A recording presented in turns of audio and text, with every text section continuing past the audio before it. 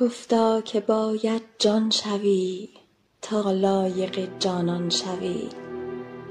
گفتم که جان را می دهم، آیا نگارم می شوی؟ گفتا که شرط عاشقی دیوانگی هست و جنون.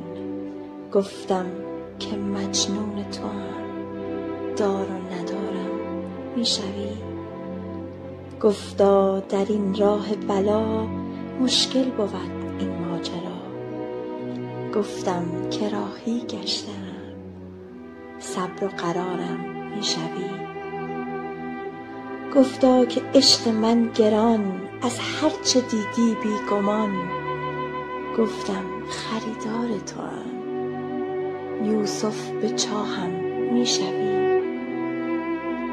گفتا برای عشق من از جان و دل باید گذشت.